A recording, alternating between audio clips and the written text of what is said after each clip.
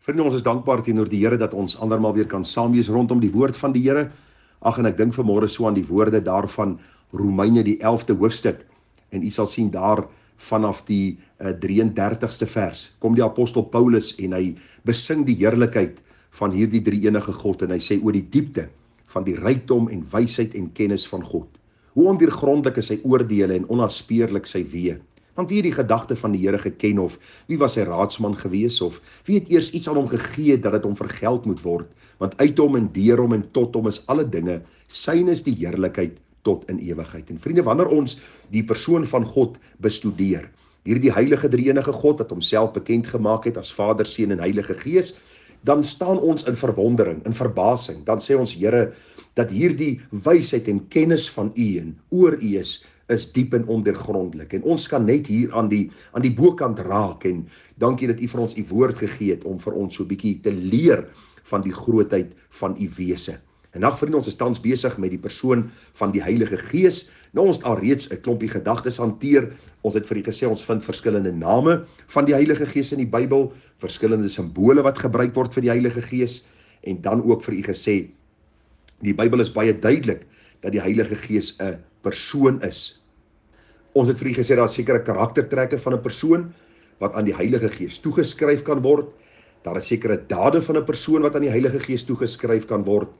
En nou kyk ons vanmôre 'n bietjie na behandeling word aan die Heilige Gees toegeskryf wat alleen aan 'n persoon toegeskryf kan word. En ons gaan baie vinnig daardeur gaan want sekere van hierdie dinge oorvleuel mekaar, maar ek moet vir u hierdie gedagte deurgee dat u sal agterkom dat die Heilige Gees nie 'n onpersoonlike krag of energie is wat daar buitekant die heelal staan en op 'n manier inwerk op die aarde en sy mense nie, maar dat hy persoonlik betrokke is by sy kinders en dat hy die langs aangeroepene, die Parakletos, die een is wat ons bemoedig, ondersteun in ons harte kom woning maak het, wat ook vir ons baie duidelik deurgee dat God nou in ons harte woon.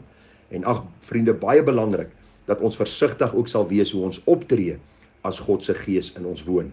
So daar sekere behandelinge wat aan die Heilige Gees toegeskryf word, wat alleen aan 'n persoon toegeskryf word. Efesiërs 4:30 sê dat die Heilige Gees kan bedroef word. Vir u gesê ons kan die Heilige Gees bedroef deur sonde. Dan sê Hebreërs 10 vers 29 dat die Heilige Gees kan gesmaad word. Dit is baie belangrik dat ons hierdie groot waarheid sal sien. Want daar in Hebreërs 10 vers 29 lees ons die volgende. En vriende, is belangrik om die woord van die Here te ondersoek. Daar staan, hoeveel swaarder straf dink julle sal hy verdien wat die Seun van God vertrap het en die bloed van die Nuwe Testament waardeur hy geheilig is, onrein geag en die Gees van genade gesmaad het. Wat dit eenvoudig beteken is dat God se Gees kan gesmaad word. Dit kan verag word. En die Bybel sê as iemand God se Gees verag, dan sal daardie persoon eendag voor God rekenskap gaan gee en hy sal hoor, gaan weg, ek het jou nooit geken nie. Want dit is die Gees wat oortuig van sonde, geregtigheid en oordeel. Sonder die werking van die Gees in my en jou hart kan ons nie gered word nie. Want die lewendmakende Gees van God is die een wat geestelike lewe in ons geestelike dooie toestand bring. Handelinge 5 vers 3 sê, daar kan teen die Heilige Gees gelieg word. Onthou u die twee mense, Ananias en Safira, is die eerste persone wat daar deel was van die Nuwe Testamentiese gemeente en hulle het gelieg vir Petrus. En Petrus vra vir hulle, hoe kon julle vir die Heilige Gees gelieg het? Want u sien, as ons lieg oor 'n bepaalde saak en ons wil die waarheid so bietjie weerhou, dan lieg ons eintlik vir die Heilige Gees. En wie is die Heilige Gees? Niemand anderste as die derde persoon van die goddelike drie-eenheid nie. Matteus 12 vers 32 sê vir ons, daar kan teen die Heilige Gees gelaster word. Dit was die Fariseërs en Sadduseërs, hoe dikwels het hulle gelaster teen God, die Heilige Gees. Hulle sê op 'n stadium vir die Here Jesus, deur die duiwel dryf jy duiwels uit. En daar is baie dinge wat die Here Jesus sê, en dan praat hy ook oor die laster teen die Heilige Gees. En dan sien ons Handelinge 7 vers 5, dat die Heilige Gees weerstaan kan word. Daarom sê die Bybel vir ons, vandag as jy sy stem hoor, verhard jou hart nie. Dat ons nie die Heilige Gees sal weerstaan nie. Nou vriende, baie interessant, as u nou die Nederlandse geloofsbelijdenis aangaande die godheid van die Heilige Gees gaan lees, dan sal u sien daar in artikel 11, word dit so mooi opgesom. Ek gaan dit vir u baie kortliks net deurgee. Nou, artikel 11 van die Nederlandse geloofsbelijdenis aangaande die godheid van die Heilige Gees leer vir ons glo dat die Heilige Gees waaragtig en ewig God is. Ons glo en bely ook dat die Heilige Gees van ewigheid af van die Vader en van die Seun uitgaan. Baie belangrik dat ons dit sal sien, dat die Heilige Gees deel is van die goddelike drie-eenheid. Daarom sal die Heilige Gees niks van hierdie vreemde manifestasies laat plaasvind wat tans in kerke plaasvind nie. U kan die Bybel vir uself gaan bestudeer. Nooit ooit lees jy van hierdie vreemde goed wat gebeur het onder die werkende krag van die Heilige Gees nie. Dit was altyd iets wat gebeur het, wat wanneer die Heilige Gees vaardig geword het oor mense, hulle dinge gedoen het waarin Christus verhoog is en God die Vader eer ontvang het. Dink maar aan die uitstorting van die Heilige Gees op Pinksterdag. Ons lees dat toe die Heilige Gees uitgestort is, het hierdie disippels, sê die Bybel, in ander tale begin praat en mense het gehoor hoe hulle praat oor die groot dade van Christus. Die feit dat hy gesterf het, dat hy opgestaan het, dat hy redder is. Maar ek gaan verder met die Nederlandse geloofsbelijdenis artikel 11. Ons bely dat die Heilige Gees nie gemaak of gebore is nie, maar alleen van albei uitgaan. Dat hy in orde die derde persoon is van die drievuldigheid, van een en dieselfde wese, majesteit en heerlikheid as die Vader en die Seun. Ja, hy is waaragtig en ewig God, soos die Heilige Skrifte ons leer. U kan gaan lees, Job 33:4, Psalm 139 vers 7 tot 10, Handelinge 5 vers 3 en 4, Romeine 8 vers 11 en Hebreërs 9 vers 14. En nou baie belangrik, hy is nie derde omdat hy ondergeskik is aan die Vader en die Seun nie. Nie een van die drie eenheid is ondergeskik aan die ander nie. Hy word derde genoem weens sy bepaalde openbaring en werk. Dis baie belangrik om dit te onthou. Daar's nie kompetisie tussen God die Vader, Seun en Heilige Gees nie. Maar daar is 'n baie besondere orde wat ons sien.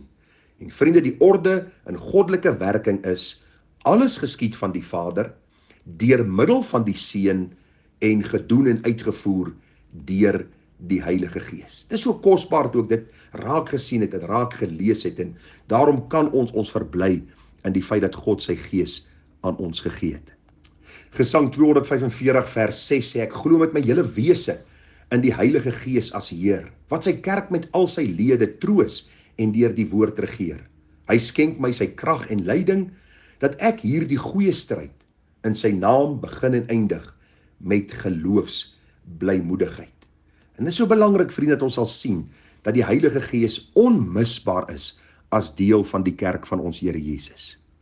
Ons gaan vanmôre se oordeenking afsluit met bewyse vir die godheid van die Heilige Gees, en ek gaan net vinnig daaroor gaan. Ek dink u kry al die begrip wie die Heilige Gees is, hoe die Heilige Gees werk, en kom ons kyk gou 'n bietjie na bewyse vir die godheid van die Heilige Gees. Nou die skrif verklaar hom as God, Handelinge 5 vers 3 en 4. Onthou u die gedagte wat ek vir u gesê het oor Ananias en Safira? Die Bybel sê, toe sê Petrus, Ananias, waarom het die Satan jou hart vervul om vir die Heilige Gees te lieg?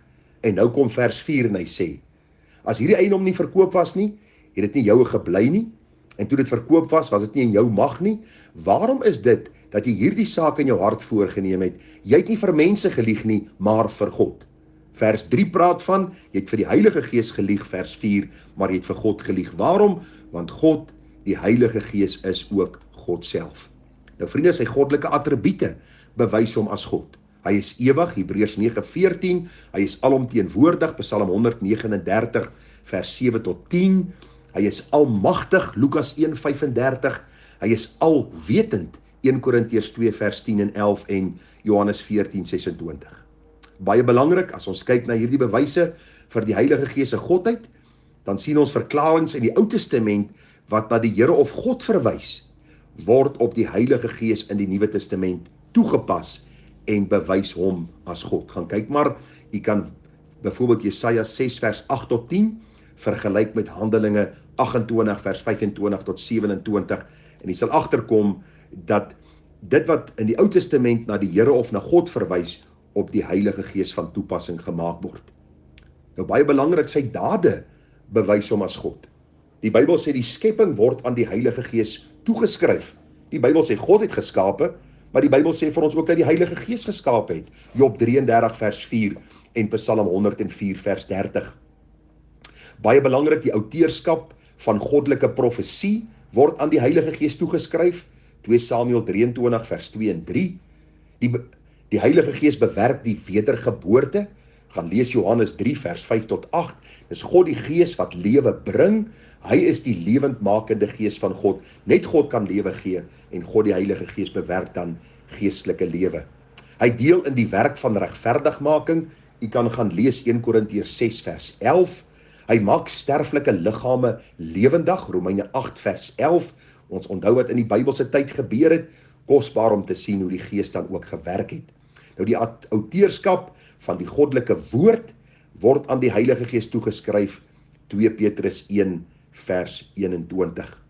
Nou vriende, die maniere waarop die naam van die Heilige Gees met die van God verbind word, bewys hom as God. U kan 'n studie daarvan gaan maak, 1 Korintiërs 12 vers 4 tot 6, Matteus 28 vers 19 en 2 Korintiërs 13 vers 13. Wat wil ons eenvoudig vir u sê?